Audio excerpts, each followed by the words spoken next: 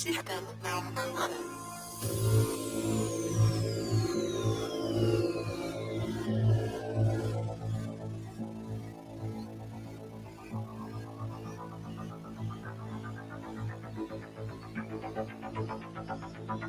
Welcome to W2.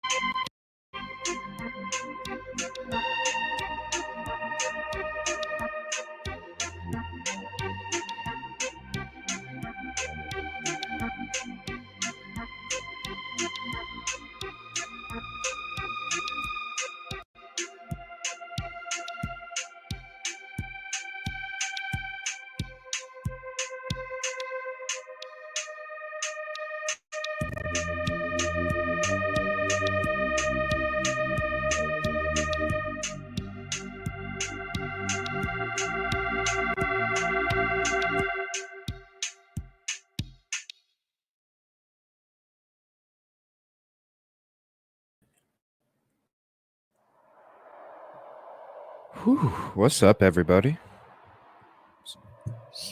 Late Saturday night, late night knit again.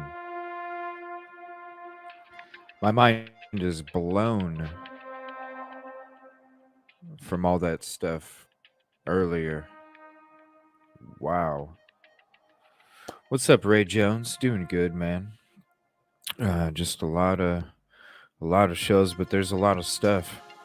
So this is going to be a show about Idaho 4, Henryetta, and anything else you guys want to talk about. If you have any flora uh, short content you want to send me, go ahead as well. We'll go ahead and play some of that. I plan on having a flora episode late morning, early afternoon tomorrow. Um, I might, I don't know, I did a show. Jinx came on and did a show with me a while back. And I might, if I'm not going to have a live when it comes to because I honestly, I don't know very much. My knowledge is minimal on the topic, but I do want to cover it in any way I can. So, uh, I might end up just doing a replay of my Flora episode with Jinx, and we can sit back. She basically just filled us all in with all the stuff that is going on there. And then we can hang out and chat. You know, if I go that route, we can hang out and chat and discuss the new updates. And what I'll be doing is I'll be going live, but I'll be screen sharing my previous episodes. So if there is any new updates or any content that you do want to share with me when we're doing that, I can go directly to those too. So it can be a combo kind of episode, is what I'm kind of feeling. So I do want to cover that. I've had my hands in these other cases so much, but I do want to make sure that I do some kind of part. Uh, I did a lot of sharing, a lot of supporting. I also want to do some kind of something on my show. So that's what I'm thinking. That's what I'm thinking. So thank you everybody for hanging out earlier on that on the show with Henryetta Beth. Wow, shit that I didn't even consider. But as time goes on, we'll be diving more as more information comes out. There's been a lot of stuff coming out about Kohberger and Idaho 4. So there was something that came out a little bit ago before I started the stream with Henryetta Beth and SRB. Thank you again, SRB, for hanging out with me as a co-host tonight. I appreciate that. We had Cassie as a co-host on one of my other shows. And when it comes to these shows, I would like to feature some of my other guests as well. So I know I'm going to be doing a show here soon in the future with Jody Husentrut, that case. And I think we're going to have Kib Kitty up on panel for that one as a co-host. So that'll be interesting to go into that case. But yeah, I would like to, Ray with Cold Truth. We had Suzanne Andrews for Stephen Smith as a guest. So just I would like to help highlight some of these other people that hang out and support my channel, and allow them to also be a co-host as well. Um, just to kind of share the love. I appreciate it. So thank you, SRB, and thank you, Henrietta Beth, for hanging out tonight earlier. I really appreciate your time. And, the stuff that she talked about, like she said at the end of that episode, and it's going to be private for now. I will put it out there here in the future. We're just going to go over. I just want to make sure because it was on the fly. I want to make sure with Henrietta Beth that We're going to go through it, and if she's comfortable, then she's comfortable, and then whatever she wants edited out, we'll go ahead and do that out of her respect, and then we'll go ahead and re-release it, and it will be up there available for you guys as well. But it was available for the live. I appreciate you guys. Thanks for hanging out. Thanks for asking your questions. Appreciate that too. I really appreciate the kind words, Ray. I really do. It's the best support system anybody could ask for. Whether that's people in chat, whether that's people that's doing the investigating in the background, people helping me collect documents, the people that come up on panel and take their time out of their evening to hang out on the show. Just everybody involved. It's a beautiful atmosphere, and I appreciate everybody's part in it because, like I was messaging earlier, teamwork makes the dream work, and the dream is getting justice for these victims and getting the awareness out there for all the BS that takes place, because we're not here very long, and so none of us should have to exist in any of that BS. It's just the damn truth. So, all right, let's get into. They're all carrying it. Thank you, Ray. And thank you for being a part of it, Ray. Because you're part of the team too, and I appreciate you. Appreciate you. All right, so we're gonna get into this. There's an interesting update. I did make a highlight video earlier about how, and we'll get into Twitter and stuff too, about how BK's sister had mentioned to her family how she felt BK could have committed the crimes enough to the point where the family went out to investigate the vehicle. Now, I got some other videos when it comes to the sister, and we're going to go into some Idaho first, if y'all don't mind. I'll open up the panel here in a second once I get my videos ready, because it will get buggy. All right, so let me open up panel. If anybody wants to hop up, you're more than welcome. And we're just going to be hanging out tonight. Just be a hangout. Late night in it. That's my new shit for these late streams. Late night in it. I appreciate it, man. Jinx is the best. I love her. She's so awesome. Yeah.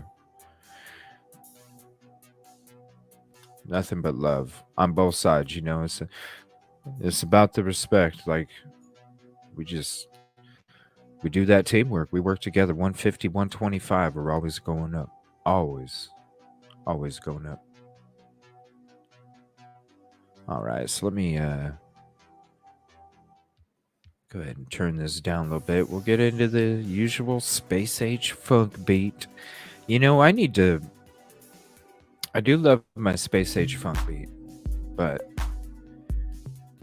I need to. I wish I could make my own beats. I like that deep bass. Here, let me put a pause on this. I like that deep bass. You got that. It's just got that great sound. With some light keyboards in the background, maybe a little do, like you're floating through space. Because I think I came across this picture that I used tonight for the first time. Came across this picture in one of my files, and here we go. We'll put that up there. I was like, man. It's like we're space age riding, We're like, you guys are all hanging out. We're just kind of chilling back. We're in the limo. We're chilling in the back in the limo, just relaxing, kicking it, hanging out, chit-chatting. Just a comfortable groove, just chilling. And it's like, and then when you look at my logo here, it's like we're floating into outer space, like we're all just chilling on that ride. We're all riding this ride together, just chilling out, just floating in peace and positivity and progress. That's why I like the whole star background when it comes to the screen that I always put up. And I definitely like this. I like the red and the blue because we're talking about true crime, and I got the red and the blue lights and all that stuff. So I don't know. I might have to figure something more creative with this picture here. I like it. The neon blue goes up to the evil CJ up there on top. You got the red down there at the bottom. Need to do something with that. I don't know. We'll see. Let me get back to chat. I know I'm missing a couple messages. I see. How's your night going, Kevin Kraft? That's how I am at sea. I love my family, but I'm happiest on the water. Kevin went fishing. He told us he went fishing. Thanks for hanging out last night, Kevin. Appreciate it, man.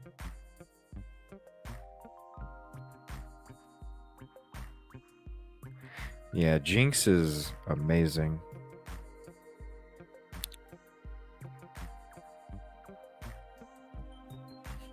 Yeah, for real. Like I can't remember who brought up the idea, but dude, having Jinx's logo as the head and then like a 5-cent logo on the back for the wooden nickel, make them like the size of a nickel. And just or you could have like a RR for Ruckus Rocks with the 5 on the back or something. Just wooden nickels, man. That'd be so cool. And you know what? If you make them like the size of a quarter, but they'd be wooden nickels, but the size of a quarter. And hell, you could probably make a shit ton of those. Yeah, Kevin. Seriously, Jinx, we'll have to hook up Kevin and Ruckus, and he could make them, or hell, he could even make. Oh, what about this? What about this, guys? And like the wooden nickels can be the size of a wooden coaster for a cup. So you could sell wooden nickels by one, and they're coasters for your cup. They're coasters for your cup. Whether it's a beer, a glass of water, iced tea, a cup of coffee, coasters for your cup, and those could be the wooden nickels. There you go, a coaster set. Oh yeah. Here I'll put Kevin Kraft's information up in the chat.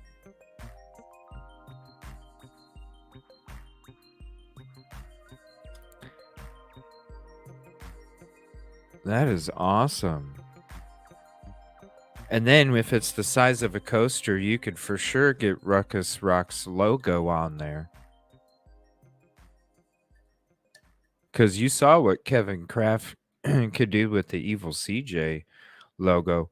Man, when he had the laser machine working on that, I was telling him, because I was looking at it and I zoomed in on it, and I was like, dude, because if you look at my logo, I'll show you again real quick. If you look at my logo, look at the letters that are in white and see how it's got like the little teeny dots that are like coming off like it's spray painted, right? I was looking at the logo zoomed in like this, and I was like, dude, it even has the freaking like spreckle runoff that the freaking logo has. I was like, damn, that's some detail, man. So those coasters from Kevin Kraft would be detailed as shit too. Buffalo nickels, that's awesome. Yeah, you know they would be detailed. That'd be a great because he was making coast. You were making coasters for the sheriff's department or something, right, Kevin? Like a whole bunch too, like 40 some. My smallest laser can do detail you wouldn't believe. I'm telling you right there. And you know what? I'm sure that would be a lot of good between his community. How many of his community would want something like that? And then, Kevin, you have the tools in order to do it. And you guys, there you go, right there. Do V Nichols from Ruckus's birth year. Look at that, man. Yeah, we got to get Kevin Kraft and Ruckus hooked up and because he's always talking about them wooden nickels, and that would be so awesome for him. Like, that's such a great marketing strategy for that, and great idea, too. What's up, Cassie? We were just talking some Ruckus Rocks and Kevin Kraft business. Did I throw Kevin up there? Let me throw it up there if I didn't already. And then I'll throw Ruckus's up there too. Ruckus is a great guy too.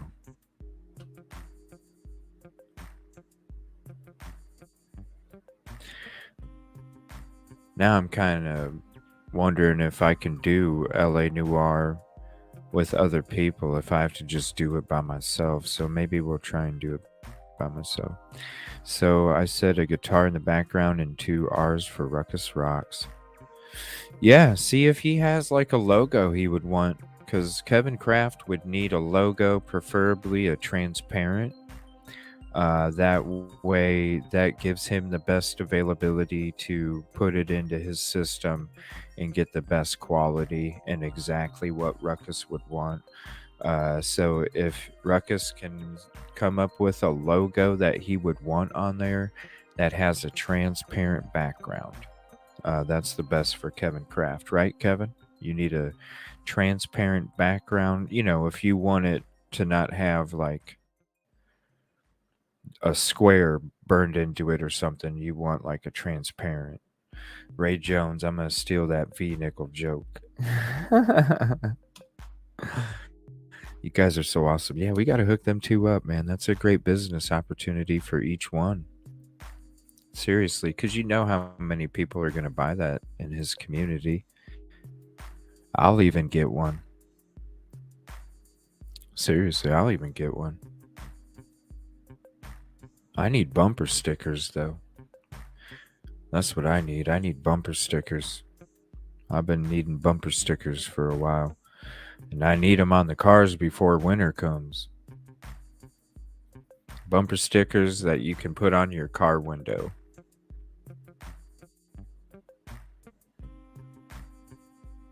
If it looks good in black and white, I can burn it. There you go. Doesn't even have to be. Yeah, that's a great opportunity for you both. There you go. Yeah, somebody hook me up with a bumper sticker. I need a bumper sticker that just says YouTube at Evil CJ, something you can put on your car window, that somebody sitting behind you in traffic can see YouTube at Evil CJ and be like, oh, who the fuck's that while I'm sitting here at this red light? Let me grab my phone, look up YouTube. Who's this? Good evening, everybody. Actually, might be able to. Yeah, for real. Like, I've been needing bumper stickers for a while. I thought of it a while ago. And seriously, like all my stuff on my platform, I did it for a reason. My handle on YouTube is just Evil CJ. It's not the Evil CJ show. I made everything Evil CJ, so it's very easy and yeah, very easy, for somebody to search for me. So just a bumper sticker that I even have the logo. YouTube at Evil CJ. Actually, I'll show you guys because I do have a sticker right now in the store. So let me show you guys that real quick. We're just late nighting it, so we'll get to the updates. The newest CJ's Angel shirt. I don't know if we showed that off yet or not. We got two shirts. This is just the normal one with the logo on the front, CJ's Angel. We will be having CJ's Demon shirts coming soon for all the fellas that hang out in the show. And this is a Cherry custom that she ordered. Has her logo in the front and then the CJ's Angel with the wings in the back. So if you want a custom clothing, it's all custom. Uh, all you have to do is just hit me up and we can hook you up with a custom piece. I need to get me a hat. I want to get one of these hats right here with the colored bill on it. Definitely want the evil. This is like probably my favorite hoodie right here.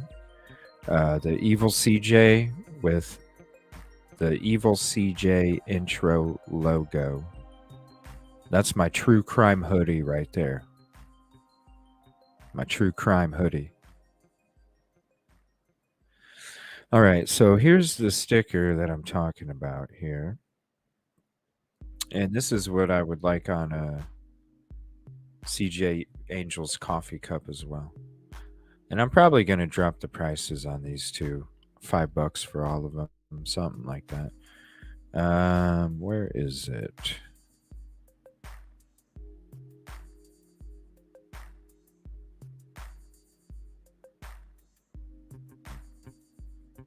Well, it's a logo. See where the bunny is? Don't look at the bunny. Pay attention. This is the what I for the bumper sticker. I have a logo where it just says YouTube at Evil CJ, and I have them in different colors too. So that's something I'm definitely looking for. Just YouTube. I have the logo and everything. I can send it to you, all ready to go. Different colors and everything. YouTube at Evil CJ, and that's it. Something that is rectangle, thin rectangle, but would be uh, just visible to somebody that's hanging out behind you in traffic. That would just pull out their phone and look up Evil CJ and be like, "Oh, who's this? Hey, what's up?" All right, let me switch to the folder here. Oh no, you didn't see it? It didn't show it? Oh no, hold on. Crap. Oh, because I'm. 1 second.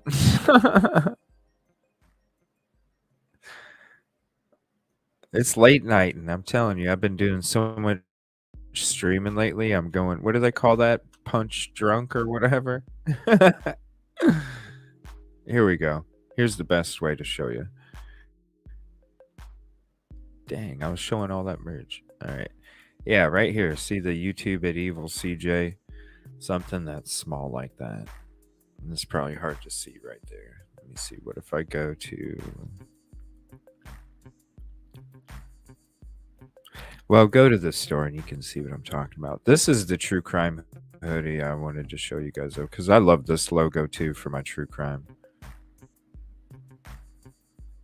I love that logo, the red with the red haze behind it. The True Crime.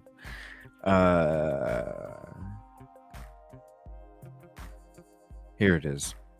This is where you can see the YouTube at Evil CJ. Yeah, see, YouTube at Evil CJ. That's it. Just something small.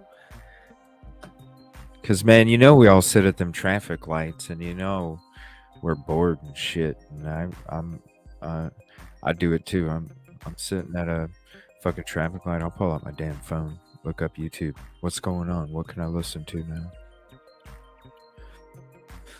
Oh, the cherry one. There's two. I mean, because it's all custom clothing. So, we got Cassie's shirt right there that she got.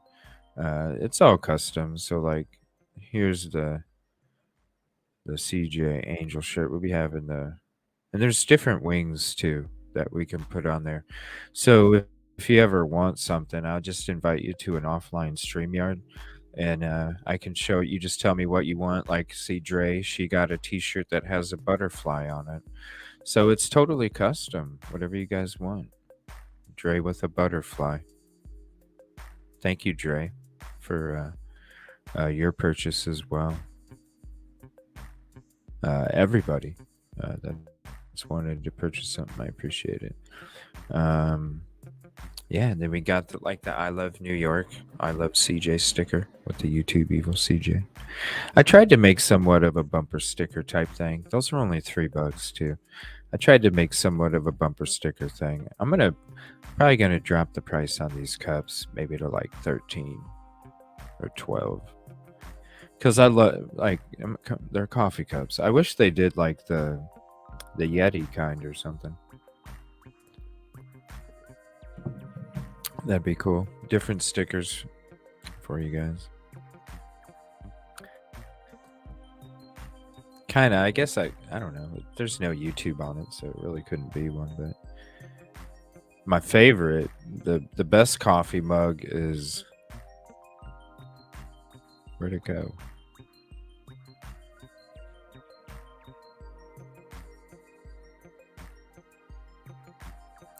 Oh, I must have got rid of it because I did get rid of a bunch of items.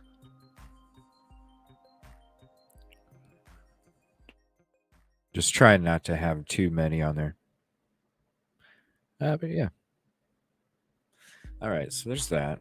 Let me switch. Sorry about not sharing it there. You're holding out on me. Wait, what can we do with phone cases? Oh, hold on. Well, you have to let me know. Well, I think it's either you'll just have to reach out to me because there's Samsung and there's iPhone. So you just have to reach out to me. We can make it whatever color, whatever logo. We can put your YouTube handle on there. We can do whatever you want. We can do designs, whatever. We can customize it for you. Ooh, Kevin, there you go. You can engrave Yetis. I would love to have an Evil CJ Yeti cup. Jinx, I grew up in Dallas and for 3 days. Oh, yeah, I hear you, Ray. It gets too chaotic and you want that peace and calm. I feel you, man. Because that's what I was around most of my life was the city life, and now I'm kind of like enjoying the settled downness. But yeah, just reach out to me if you want an item, and we can set up an offline StreamYard. I'll screen share making the item for you, so it's totally exactly what you want, 100%. Because it's all about you. If it's about you wanting to purchase it. And then I'll be having the CJ's Demons stuff coming out soon, and I got a good idea for that one. We're still working on that, but I got a really good idea for that one. It's gonna be cool. All right, Idaho 4. Yeah, right, Ray. Right. Grew up in Kentucky. Muddy what? Jinx? I don't. Is that like a marble word? Slows? Is that a marble word like Louisville? Like Louisville? Slows? Is that. How do you pronounce that? Yeah, so BK's sister. Interesting stuff. This is something else that came out too. News Nation Prime. A Kohberger broke into female colleague's home. What? So let me open up the panel. I think I put a link out there. I don't know. I'm late nighting it, so you get what you get. But I'm definitely gonna open it up. So here's the link, and we're gonna get to watching, catching up on some of these new updates. Slew. Marbles. That's like a ruckus version, right? Marbles, marbles, marbles, marbles. Man, I would love to ride a train. That's one thing I've always wanted to do, Ray, is chill back on a train and enjoy the 30-hour freaking ride. But nowadays, I'm freaked the fuck out anymore, man. There's so many damn derailments all over the place ever since I started covering that East Palestine shit and paying attention to all the derailments that go on. It is freaking nuts, bro. It's like going on a cruise ship nowadays. Is that shit gonna end up getting stuck out in the middle of the damn ocean? I can't swim that far. I don't know about if you can.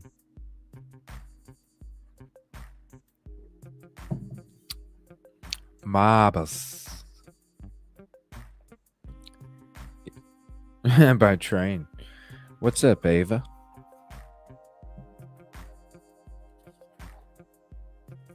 Yeah, we got to get Kevin Kraft and Ruckus hooked up, man. We need Ruckus to get some of those wooden nickels. And Kevin Kraft, if you have any scrap, I can always make you or if you're able to make one, just a practice one, I can always get something for you, Kevin Kraft, like a RR or something with a guitar. And then that way, that's like a piece that you can show off to Ruckus as an example, man. You know, if you have any like pieces of scrap or something that you have laying around that you could just pick up and etch something quick, you know, just as an example, man, that'd be great too. Never get me on a cruise ship or any ship that there's more. You know what I'm saying, man? You know, don't go at night and don't whistle at night if you are out at night and hear your name. No, you didn't. Yeah, man. Or I could always give you. Yeah, I can find a logo for you that's transparent. Let me write that down on my paper, and then after the show's over, I'll shoot you over one, man. And then if you're going to bed after work and get up and you want to do one, or you come home and you're wired and you want to make one and whatever, and then if you want to, after you make it, send me a picture, man, and then I'll forward it on to Jinx and Ruckus. So just send it to me, and then I'll go ahead and forward it.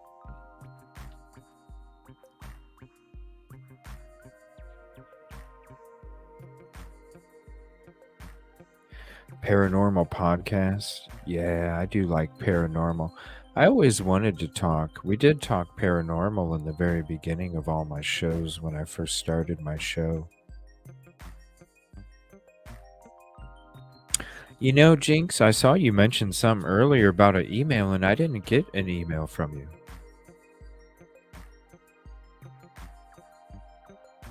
Let me check again. Oh my gosh. Yeah, I didn't get anything from you, Jinx. Which one? I don't see one. I'm looking back to the 14th. From the 12th? That one? Which one? Which one are you talking about? Yeah, that's right, Ava. Like, I love it too. Because I feel it's real. I've had experiences. But yeah, I find it, a lot of it on TV, hard to believe. I totally feel you, Ava.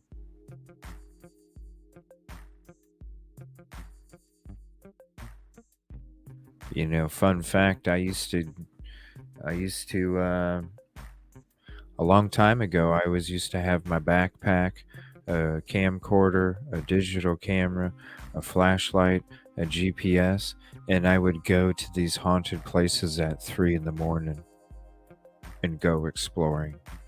It was great. Most people wouldn't. I would invite a lot of people to go with me, and most people wouldn't. But I did have a couple that went with me, and crazy shit.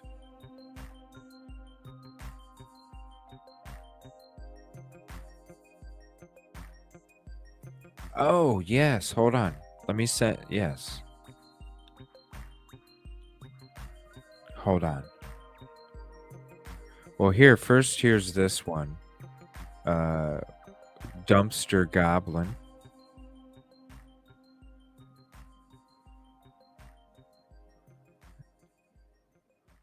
There's Dumpster Goblin.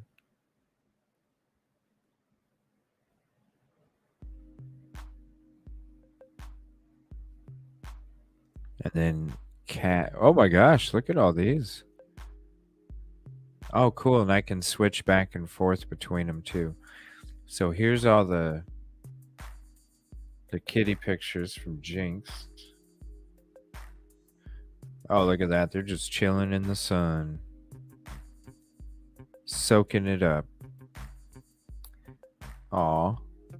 All comfy. Oh, look at that. That's funny. Just chilling. Oh, look at that. That is so cool. They're just chilling together. Let me zoom in on that. Just chilling together. That's so cool. What's their ages?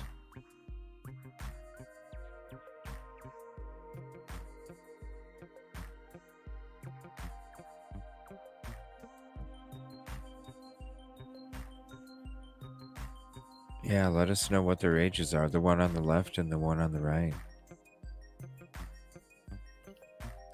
Let me see here. I'm getting. Oh, so here's more cat pictures. This is Simon. We got Simon. This is from Cassie.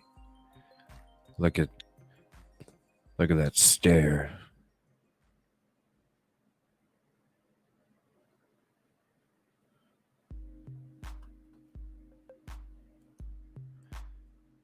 And then here's another picture.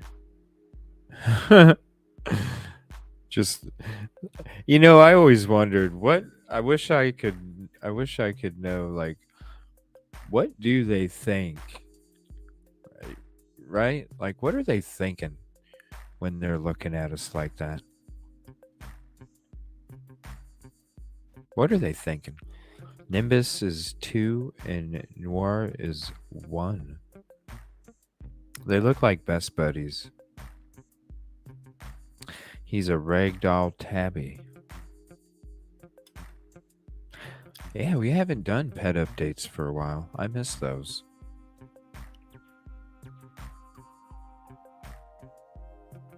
So cool. That's so cool. Like, that's so cool. I love doing the pet updates. You know what I need to do? See, I need to make a bunch of different, like, video clips, kind of like I did with this LA Noir one.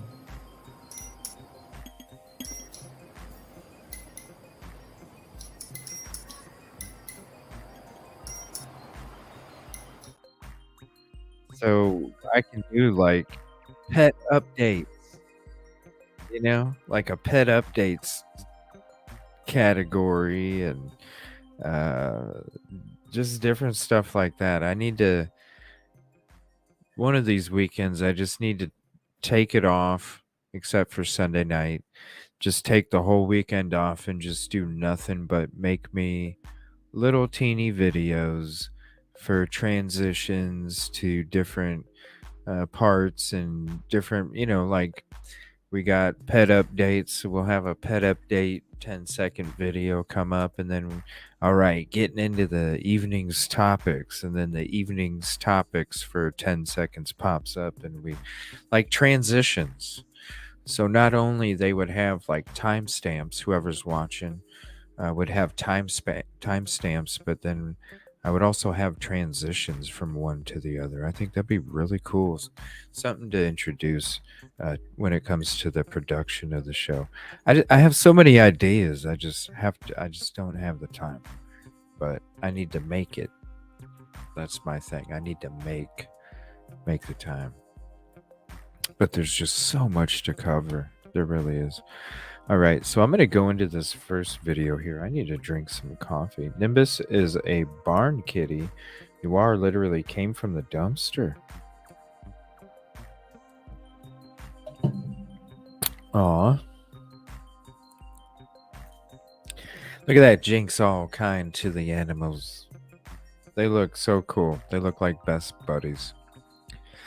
So we got a couple different videos to go into, actually. Surveillance, breaking into a colleague's home, suspicious sister, him going in front of the judge sooner. We got some more harsh reality stuff on the parents, BTK, Life is the Daughter episode.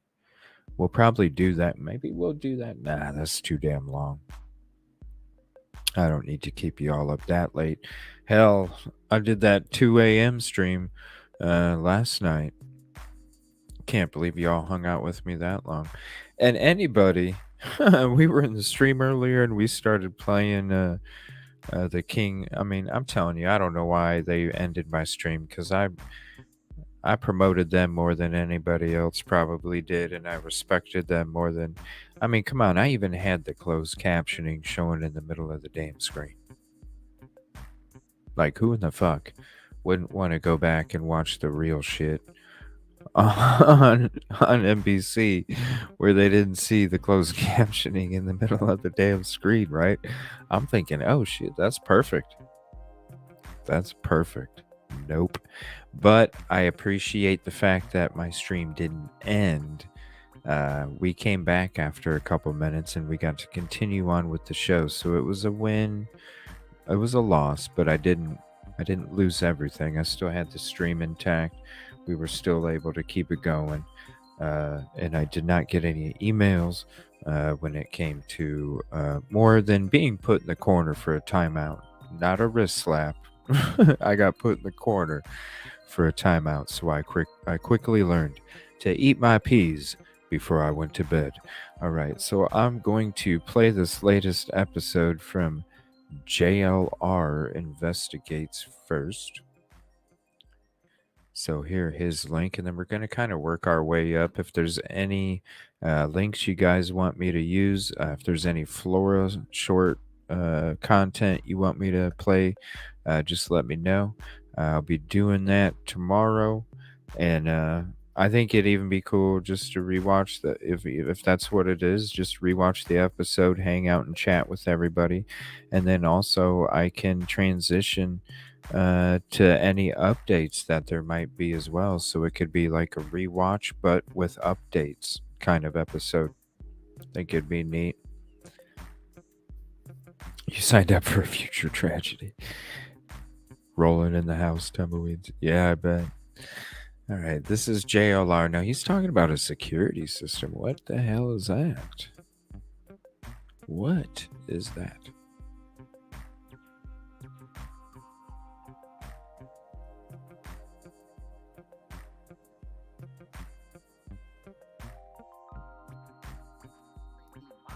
Idaho Brian Kohberger case. New bombshell breaking information coming out about Brian Kohberger's prior conduct to when the Moscow murders happened. Remember, November 13th, during the early morning hours, 4 college students got brutally stabbed inside their home. Well, Dateline has came out with a report and said prior to when those murders happened, Brian Kohberger allegedly broke into a colleague's apartment of his and then offered her to install security cameras. Like he wanted to install security cameras into a colleague's apartment that he broke into. What? I found that very interesting because for me, looking into this case and looking into the motive on why Brian Kohberger did this crime, because I believe he did. Some of you think he didn't. I'm trying to find a connection of why Brian Kohberger could do this. And I'm starting to lean towards Brian Kohberger studying the style of BTK, Dennis Rader. We've all heard that name before, the BTK the man from Wichita, Kansas, that terrorized the community. Yeah, that's what we thought when we first started covering it, because we did that special with Catherine Ramsland. That's why I did that special with Catherine Ramsland. If you're not familiar with that episode, let me see here. I'll go ahead and get the link to it, and I'll throw it up in chat if you want to add it to your playlist. We did a whole episode on it, and you wouldn't believe. There's some stuff that you're just like, she like wrote books and studied this stuff too. Very interesting. But we always thought that there might have been some sort of connection. Now, when I was talking about Bundy the other night, I was meaning as in, and if you listen to the comments, I was meaning as in the location of where he was at, Washington. The fact that he was trying to work for LE like Bundy did. The fact that he felt that he could get away with the crime as cocky as Bundy did. The fact that when they were both apprehended, they both, I wouldn't be surprised if Kohberger had studied law like Bundy did. I wouldn't be surprised if Kohberger would have been representing himself. You know what I'm saying? So it wasn't about the looks. Or it wasn't about a charm or anything like that. Now, I do think there was an incel theory involved where he was totally disrespected for being turned down and such. But I feel like when it came to the Bundy connection, it was about representing the location and how he was trying to infiltrate himself, but at the same time, his cockiness towards his innocence. Now, this is all speculation when it comes to BK. It's been proven about Bundy.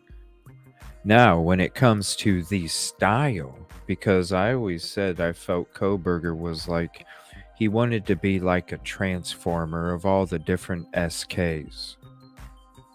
Okay? Like, you look at all the studies, okay? You look at all the studies that he did. You look at the questionnaires, the survey, when it comes to just the opinions, the cockiness, what he studied, right? What he studied. It's like he was studying all the areas in the areas that you would need experience in to try and get rid of the side of the crime and the side of the LE, how to find somebody who committed such crime. So he wasn't not only trying to learn how to commit the crime from SKs, but also how to get away with it, because what to look for when you're investigating that kind of crime. So I totally can see that if there's more BTK connection that comes out, I wouldn't be surprised. And the one thing that I always asked from the very beginning, when BK was arrested, and when we found out that Catherine Ramsland was a professor that he studied under in PA, that's when and when we heard about, from his fellow older student, older classmen and classwomen, that how he would act in her classes, how he would stand up and be so forceful with his opinions and his thoughts, and he would talk to her like he was smarter than her and he knew more than her. And so it makes me wonder, did she or could she have set up a meeting with BTK and BCK to try and get him to calm down in the classes. You know what, son? I understand your passion. I understand where you're coming from. I know you want to do the best and you think da da da da da. How about I do you a favor? I was the one who wrote the autobiography. So what if, because you're trying to study all this and you're so passionate, how about you take your passion and how about you just, sit down and have a meeting and just talk for a visit? And then would that settle you down? Would you, would that help out? Something like that. I don't know, but it makes me wonder.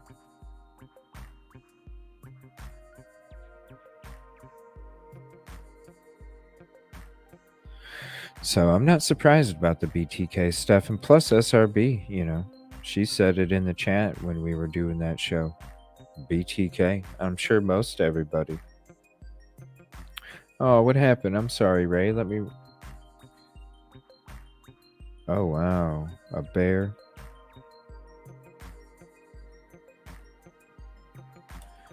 I don't know, Jinx. Maybe it's from the defunding. You know what I'm saying? Because, I don't know. That's just... I don't know. I'm not trying to be political, but I don't understand why you want to defund. You're just leaving it up to vigilantes. All right, we're going to go back into this episode from JLR. I just wanted to share that with you guys real quick. It is late nighting, and on my episode last night of late night, and I would go on little rambles here and there. So this is JLR talking about BTK. Sorry to hear that, Ray. I've had to... it was sad. I had a beautiful German Shepherd. I've had a few dogs. I don't have any pets right now. It's just hard. I know what you were saying earlier in chat. But I had at one point, I had a beautiful German Shepherd, only a little over a year old. And I was cooking on the grill, and I was bringing some patties out on a plate, and my shepherd slipped through between my legs and ran out the front door. And unfortunately, I didn't have the gate shut because I wasn't planning on letting him out. And he ran across the yard and got into a fight with a dog that was constantly always teasing him because he wasn't able to go out the front gate. And they actually got into a fight, and the dog... I was the only one out of all the neighbors standing there. I was the only one that was breaking up them two dogs, and my own dog bit me, and I was the one that had to put my shepherd down from the courts because it was labeled as a vicious dog. And my own dog bit me. It did not... I got to the dogs in time, and I was the one breaking it up, and nobody would help. It was just me. And because the dog bit me, it was labeled as a vicious dog. And so I had to not only pay a court fine of $200, but I also had to put my baby down. So I totally understand where you're coming from. Not with the bear, though. You know what I'm saying? But just the untimeliness of it like that. Do this. And I'm starting to lean towards Brian Kohberger studying the style of BTK Dennis Rader. I'm sorry for you, Rick. I feel you, man. BTK, the man from Wichita, Kansas, that terrorized the community in the 70s through the 80s. I think Brian Kohberger studied his style. Matter of fact, when I heard that Brian Kohberger tried to install security cameras inside a female's apartment complex that he broke into, It reminded me of this about BTK.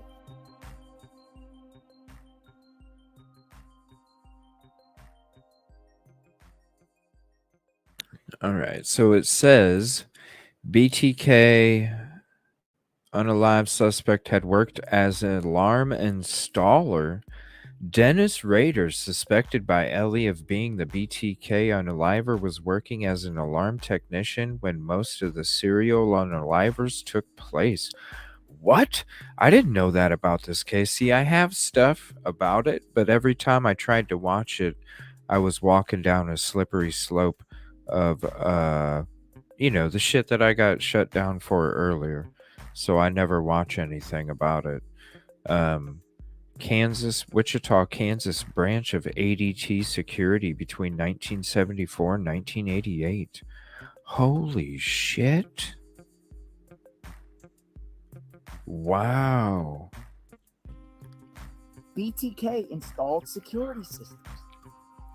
You know what I'm saying, Let me Ray? share this report about Brian Kohberger breaking into this allegedly. I was the breaking one into that this got apartment bit, you and know? It's installing like, come on, security man. So the Daily Mail is reporting Idaho quadruple murder suspect Brian Kohberger broke into apartment of female Good night, colleague, Jakes. then installed security cameras to spy on her when she asked for help, months before the brutal killings.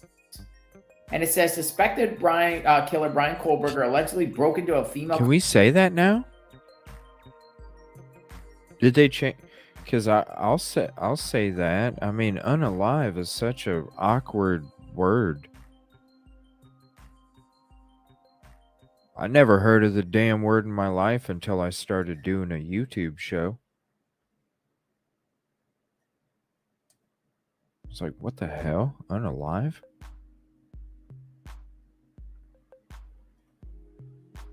I mean, let's be real. You know what I'm saying? Like,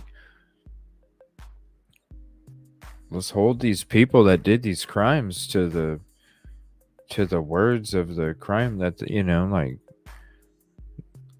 instead of unalive, which generalizes, red rum sounds better. Yeah, instead of unalived, that generalizes it. Like, I don't know. It's just weird. Colleague's apartment and moved items around to get her to ask for his help before installing security cameras. The 28-year-old criminology student had befriended a woman at Washington State University, Pullman. According to Dateline, the alleged incident took place months before the brutal killings. Kohberger is suspected of breaking into the property and moving items around, but not stealing anything, which resulted in his colleague contacting him instead of the police. The woman, who has not been identified, asked the suspected killer to come over to assist her, and he reportedly suggested she install surveillance system in the property. Interesting, right? Interesting. What do you think? He suggested to her to install a security system. Breaking in is one thing, but why would he install security cameras for her? Huh. That's interesting. Let me know what you think. Now, a few days ago, I made a video about that is odd. Similarities between Brian Kohberger and BTK. If you haven't checked out that video, please watch. A few days ago, I made a video about similarities between Brian Kohberger and BTK. Oh. Well, let me go to that one real quick here. Because I do want to play that. If it'll let me. Similarities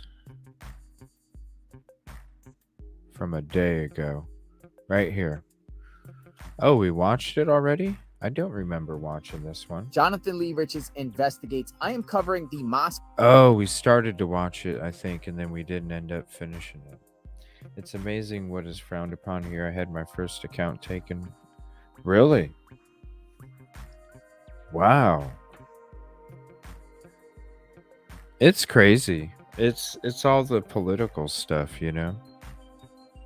It should be free, freedom of press, because really, you know, I was having a conversation with somebody the other day, and I was like, really, honestly, we're like reporters, like for the people that try to do the right thing. You know what I mean?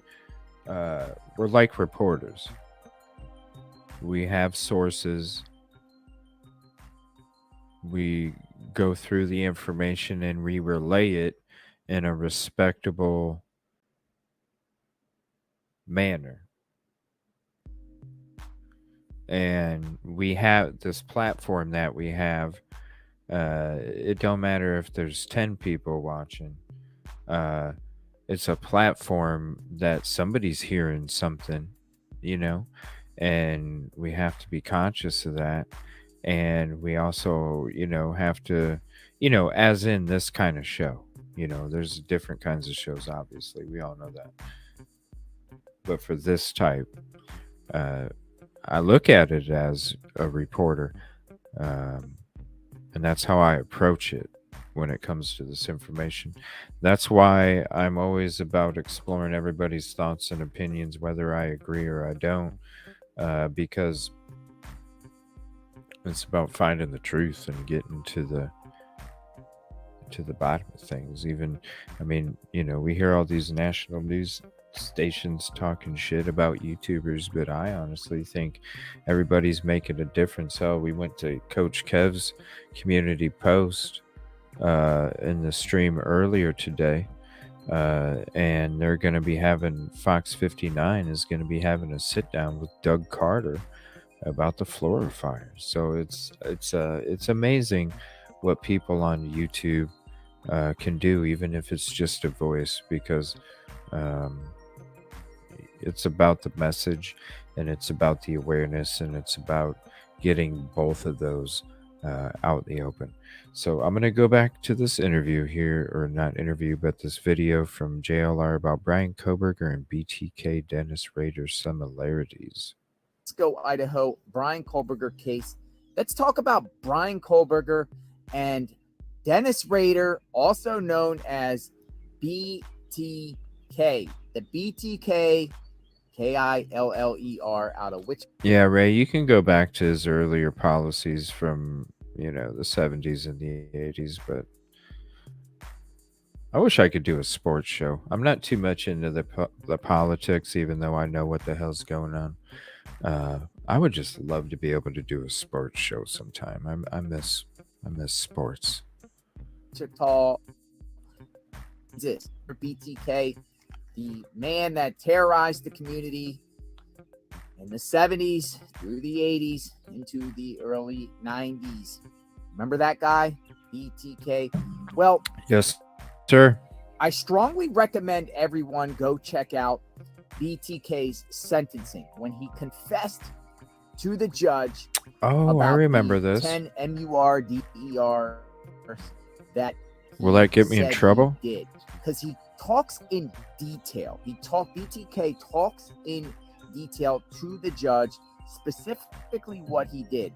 And when I listened to this, because I listened to this yesterday, my mind started spinning like, oh my gosh, there is a lot of similarities here between BTK and what Brian Kohberger did.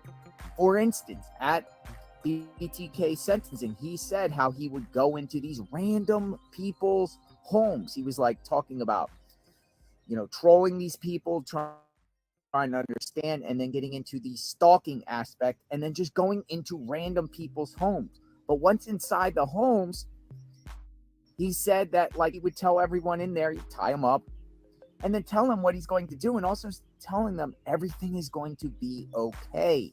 He would tell these victims that before ending up MURDERING them. Whoa. He would say everything was going to be okay. And I saw that and I'm like, whoa, isn't that what Brian Kohberger said? Well, what he supposedly said, I mean, that's what's being reported as from DM in the PCA. Stated she heard a male voice saying, it's okay, I'm going to help you. That's crazy. According to Dylan Mortensen, when Dylan Mortensen woke up and heard somebody said, everything's going to be okay or everything's going to be all right kind of deal. Ray, I tried and I got shut down once for doing stuff on with YouTube, and then I tried with Twitter, and it's just so hard to do highlights, and it's just really hard to do sports with all the copyright stuff that goes on. But seriously, like, I love sports. I'm a sports fanatic. My favorite's basketball. I love football. I love baseball. I like watching in real life, but I just love sports. It's just really hard to do a sports show on YouTube. It really is. But I don't know how to, I'm new to this talk show stuff on YouTube. I have been. I'm only like, it was like early November when I did my first show ever. And I've just been learning things as I go.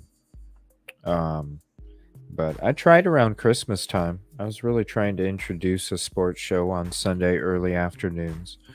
But these cases just started getting bigger, and it was hard to get content for live stuff or even games that took place. It's just really hard, but I don't know. Maybe when the NFL season comes up, I might dedicate, like, as I get more organized with my time and the production and things like that. I might do something on Sundays, or even maybe Tuesdays or something, or even Wednesday nights on Twitch. Or something. Wednesday night sports, something, man. Gotta do something. Yeah, I gotta do something. I do miss it. Just hang out, live call in, talk to me about your team, what you feeling, Focus it on a live call in. That would be neat. Have a sports show with a live call in. You just call me. I'll just use my phone number for the show. You just call me and tell me about your team. How you feeling? That's one. Number two. Yeah, that sounds good. I might do that. Ramsland. I might do that soon. Ramsland. Just for an hour or She was two. Brian Kohberger's professor at DeSales. We know this, and I made a video about this. Ray, you got me thinking again, man. I might do something here soon. And she also wrote a book about BTK. Yeah, it would be good for a rundown. So I'm just wondering, during the course of Brian Kohberger's studies at DeSales, before he ended up going out to Pullman, Washington, Moscow. Or just on my Wednesday night off. I'll just do from 7 to 9 or something. Just a 2-hour sports show, something short. Give me a little more time after work, and then I'll end it a little earlier. And yeah, man, I might do that. What's up, Justice? Yeah, I might do that. Just do a quick little sports show on Wednesday nights covering the different games, because you got NBA Tuesdays and Thursdays, football. Just do it on a night off. That way I'm not getting into the true crime stuff on Mondays and Tuesdays. Yeah, I might do that Wednesday coming up. Oh, Idaho. I wonder if, And then just focus it on like a live call in. You just call in. Have a screen set up. I'll make a screen with my phone number on there up there too, so you can just see it on the screen. You don't even have to see the message at the bottom. Ramsland and Kohberger actually had in-depth conversations, or her teachings was about BTK that Brian Kohberger possibly got fascinated with, because I really do see similarities between BTK and Brian Kohberger. Now, BTK, when he went for his arraignment for his case years ago, when he went for his arraignment, he did not speak at his arraignment at all. He didn't even speak. He stood mute as District Judge Gregory. So it makes me wonder now, Whoa. when Brian Kohberger gets arraigned because he got indictment, is he going to pull the BTK card? and not speak at his arraignment. That will be interesting to see. Also, BTK was ready to go to trial, and then suddenly he just pled guilty and confessed to the judge at the beginning at the trial, like at the beginning when the trial was about to start, he pleads guilty. I wonder if Brian Kohberger is going to do the same, drag this through, and then eventually at trial, the beginning of trial, he just says, I confess, and then explains in detail what exactly he did at that Moscow home. I think Brian Kohberger's guilty. I think the family and the victims in this case would want to hear Brian Kohberger's version out of his own mouth, instead of, a lot of times defendants hide behind their lawyers, and you actually never really get the truth. You actually get what the prosecution presents as the truth. But wouldn't it be fascinating if Brian, and great for the community and everyone in general as a whole, humanity, even the victims' families, everyone, Brian Kohberger explained out of his own mouth what happened that day, November 13th, 2022. I am covering the Brian Kohberger case. Just wanted to share that information about BTK. Go check out, I strongly recommend, go check out his, when he confessed. I mean, I did look it up to see, but I don't see any like local news or anything like that did it. Maybe I might do a better looking through tomorrow or something. I'm going to switch to Twitter real quick. I thought Sleuthy Goosey did a great spreadsheet. Jennifer Coffindaffer, I truly feel sorry for them at this point. They chart and spin confused, and when there's no more spreadsheets to make, they attack. What? Sleuthy Goosey's awesome. What's up with this shit?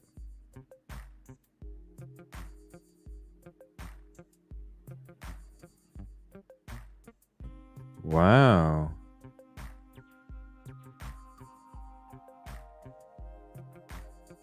Wow.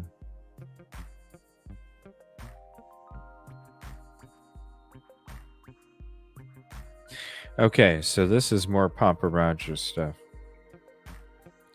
So, well, I guess if Papa Roger is Brian Kohberger because of the stuff he said before anyone else knew about it, or he was trying to deflect from certain evidence like the white Elantra, then I guess Blanca could be him too since she said it first. Oh. Interesting. Equals red herring. The white car is a red herring. Whoa. Interesting. They both use the word red herring. Let's see. Jennifer Coffindaffer. Many people are asking, in shape enough to unalive? I would submit he was. BK could run a 6.8 second minute mile for 1.38 miles. He was in good shape. He had the stamina. Oh, wow. Interesting.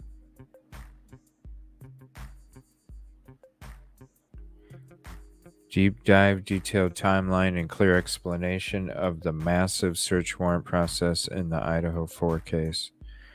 Carrie Rawson, BTK's daughter, she does a lot of great work on Twitter as well. Actually, I need to retweet some of this.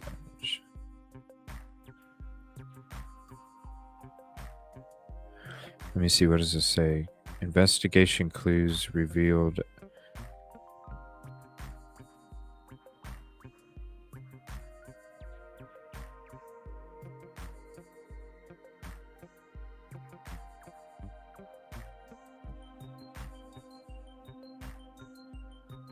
Huh.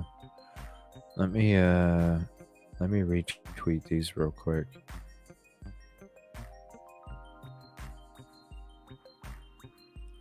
This is good stuff. And then I'm going to go into some of these other videos too. I got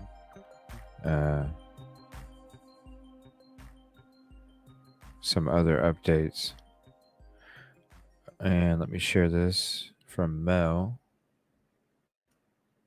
So, one of two. Where's the... Let's see, 102, to clear up confusion about the BK hearings on Monday, cameras will be inside the courtroom. We will not get to watch it live. So, yeah, we were going over it earlier today that they will be streaming it, but it's going to be after it's over. You'll be able to stream it. And that's right, Ray. He was a trained kickboxer. That's correct. That was when we went through the visual snow posts that we were reading through back then. That's when he was talking about getting a new diet, a new workout regimen. And he was getting a lot of advice from his friend's family member that was a Marine.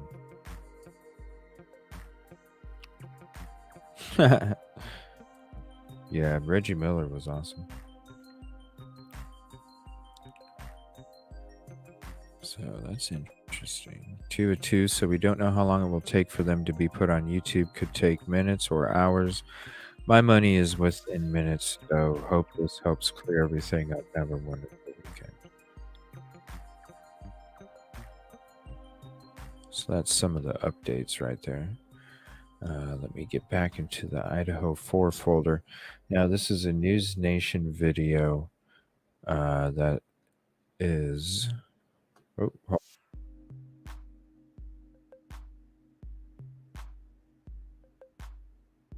come on. I put me back at the top. So this is a News Nation video discussing the break-in and wanting to install security cameras. I just have to wait for YouTube to let me get down there and put me all the way to the top.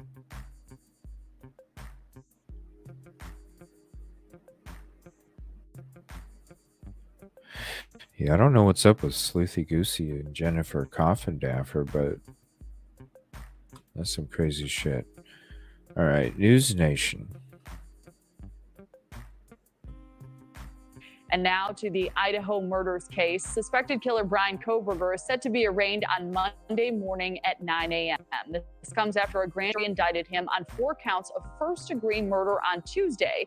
Now we are learning more about the suspects from Kohberger's own family, along with another bombshell allegation claiming the suspect, Brian Kohberger, was involved in another crime that happened before these murders. Now, this incident involved his female co-worker at Washington State University. According to a Dateline report, someone allegedly broke into the woman's apartment and moved things around. Instead of calling police, the co-worker called Kohberger, who suggested and helped her install security cameras. But the report says Kohberger was behind that break-in and used those cameras to spy on her. Let's bring in now News Nation national security contributor, former CIA officer and FBI special agent Tracy Walder. Tracy, welcome. Thank you so much for having me. Always great to see you. So first, let's start with this new allegation, which claims Kohberger broke into his female colleague's home and how he used this incident to spy on her. What does this claim tell you about Kohberger himself? So look, we have to take all of these as just claims, right? We don't necessarily have multiple sources, reporting that this is true. If this is true, and if this indeed happened, it really does point to his sort of pattern of stalking. I have always believed, it's just my personal opinion, that, the victims in the Idaho Kings Road house were not randomly selected. I do believe that in some way he stalked them, whether that was digitally, physically, we don't know. And so what this could point to is a pattern of stalking in that he was surveilling this person remotely or in some kind of digital way. So that's what this would help point to. And another huge claim from that Dateline report involves Kohberger's older sister. During the time of the killing, she noticed that her brother was wearing latex gloves around their parents' home and that he drove the white car police were searching for nationwide. That sister also suggested her brother was behind the killing. So now reported that an ID and other evidence was taken from Kohberger's parents' home. What's the likelihood that his own family helped investigators discover that evidence if these claims are true? You know, if these claims are true, I wouldn't be surprised that someone in his family suspected that he was involved in this. If he was walking around wearing latex gloves consistently, you know, dumping his trash in neighbors' trash, and even going through his own trash and making sure that there was nothing suspect in it. He drives a white Hyundai. He lived close to the scene of the crime. You know, I think those are all valid inferences, quite frankly, that members of his family could have made. But I could see people being on both sides of the fence. I could see his sister perhaps making a claim like this, and someone like his father sort of in a way brushing that off. I would imagine it's very hard to be a parent and have a child being accused of something so heinous. Certainly, I can't imagine. So instead of holding a preliminary hearing, as you know, a grand jury indicted Kohberger for the murders, but a grand jury proceedings, those are secret, and the defense does not get to question witnesses or hear the case presented. So why do you think prosecutors opted for the grand jury in this case?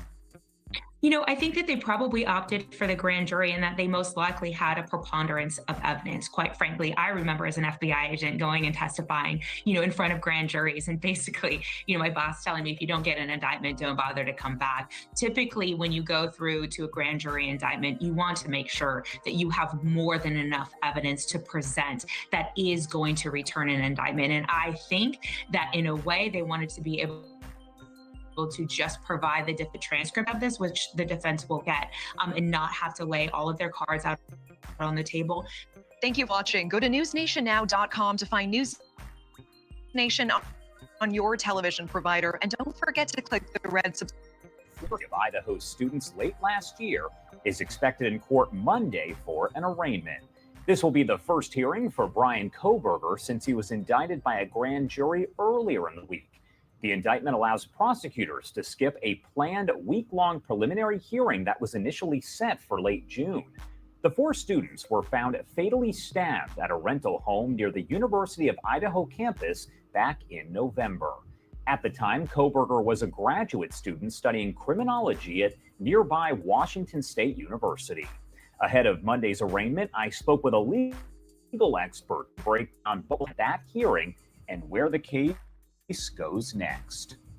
Ambrosio Rodriguez is a criminal defense attorney in LA and former prosecutor in Riverside County, California. Thank you so much for taking the time to be here and help break this down for us. Thank you for having me. So first off, when you hear that Brian Kohberger has been indicted for these crimes here, initially it appeared there would be a preliminary hearing next month, and a lot of people had been talking about that. They were looking forward to it happening so more information could be released. What are you thinking when you hear he's actually been indicted and now that hearing is not going to happen? Sure. So there are 2 ways to get to indictment. When a person's first arrested, the legal charging them is called a complaint. After either a preliminary hearing or a grand jury, the document becomes an indictment, meaning that there's been a probable cause hearing and someone independent of the district attorney's office determines that there's probable cause to go forward. The 2 avenues are preliminary hearing or grand jury. What probably happened is the district attorney decided that there were going to be too many delays going the preliminary hearing route. Just because a date is set doesn't mean it's going to happen. This way, the DA was able to gain control of the case, proceed to grand jury, present the grand jury with evidence. The jury came back with an indictment, and they're able to go to the second phase of the case, which is a jury trial. A lot of times DAs, the district attorney's office, will do that in high profile cases in order to avoid delays. The defense, given the evidence that we know about this case, one of the strategies the defense is going to take is one of delay. So this way the DA is able to stop that. So an arraignment, we know that the arraignment will be held Monday. We already had an arraignment in the case prior, of course, to him being indicted back when he was initially arrested. What happens during this arraignment? Is it any different? No, so there's 2 types. Arraignments happen twice. Once when you're arraigned on the complaint, right? And when you're first arrested. And then there's a second arraignment after you get past preliminary hearing or a grand jury, right? Because a preliminary hearing almost always goes in favor of the district attorneys, but not always. The same thing with the grand jury. So once you get past that phase, you have to have a new arraignment because the name of the document, the charging document, changes from a complaint to an information or an indictment, meaning probable cause has been shown to a judge or a grand jury. So it'll be the same thing. It'll be pleas of not guilty, deny the allegations, and begin the process of getting to a jury trial. Huh. Okay. A case like this, obviously very Like the high stairs in profile. the It's been in the background, too. headlines ever since it first happened months and months ago here. Prayers, Does a right? case like this ever actually go to trial, or for the most part, is there a plea deal that's reached somewhere along the way, or really does it just depend on the case itself? High-profile cases rarely plea bargain. They almost always go to trial. The district attorney's office is usually not willing to negotiate on a case like this, and there's really not much to negotiate when there's 4 counts of murder. It's rare that murder cases settle. There has to be some great defense in terms of either mitigation or self-defense for that to settle. But this, like almost all high-profile cases, will go to jury trial. And as I mentioned, we're talking more than, I would believe, about 7-8 months since the crime first happened. How far away are we at this point from a trial? I know, again, it kind of depends on the case. Some trials happen sooner rather than later. No problem, How right? Thank far you. are we out from an actual trial taking place here? I heard it could even Sure, be so 2026. we shouldn't think of it as the date of the alleged crimes. But We more should than think of it likely as next from the year, date of 2025, the arrest and 18 the to arraignment on the complaint. 24. That's really when the clock started ticking. The main issue in when a case goes to trial has to do with the jurisdiction itself, right? So I'm in Los Angeles, we're the largest criminal justice system in the United States. Here, things take years and years because of the backlog of cases and the lack of resources. In a place like Idaho, which is a much smaller community, much smaller legal community, it might be faster given that, no offense to Idaho, they don't have the number of high-profile cases that we have in Los Angeles, right? And so realistically, we're already in halfway through. It'll probably be sometime at the beginning of 2024 at the earliest. And how does social media, obviously we know that this, as I mentioned, has been in the headlines quite a bit. Does that play any sort of factor into how this case plays out? Does anyone on the legal side of things actually pay attention to what people are posting on social media and what they're seeing on the news? Yes and no.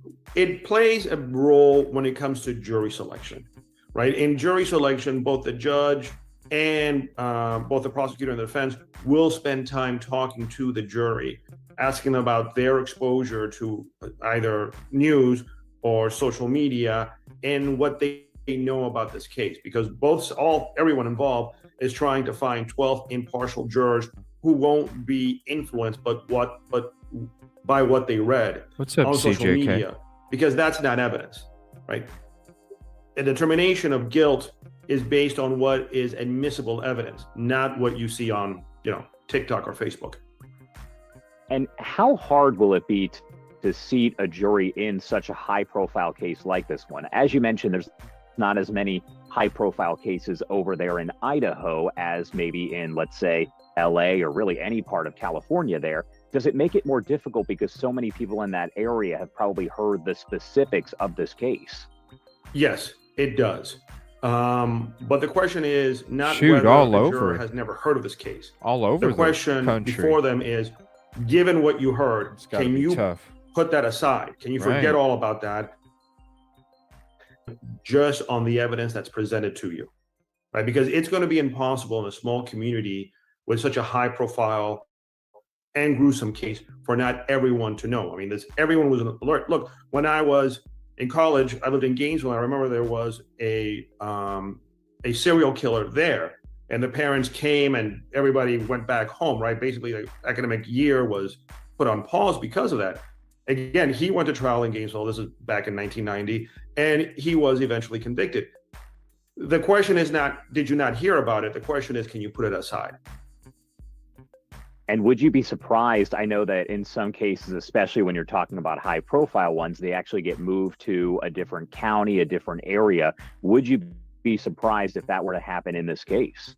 Well, I expect that I'm sure the defense will file a motion of change of venue. Right. That, I think, is a foregone conclusion. Right. Whether it's granted or not will depend on many factors. And the fact is that the entire state is probably very well aware of this case, given that we're talking about a small population, and it's not common to have a high-profile case out of Idaho.